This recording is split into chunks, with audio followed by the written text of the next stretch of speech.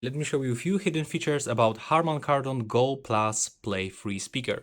So the first feature that is not even visible in the user manual, by using this icon, we can change songs. We can turn next song or previous song.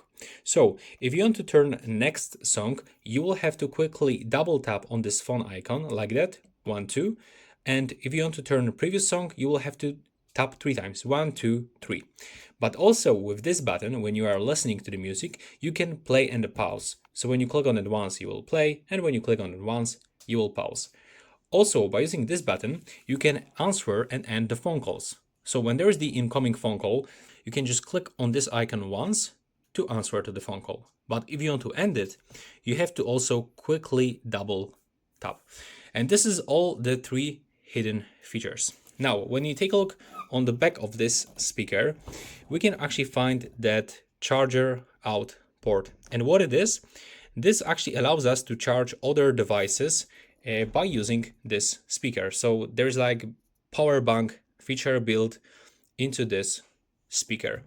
And also there is the auxiliary input, as you can see over here.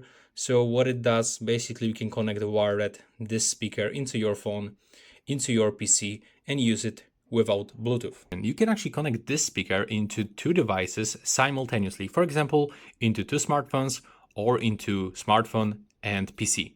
So it's pretty useful, especially if you often switch between those devices. That's actually pretty nice speaker. I really like it. The sound features are also not that bad, but that will be so useful if they actually add support into the application. So we can, for example, use the equalizer and change some modes, for example. But yeah, that's all. Hope you like it.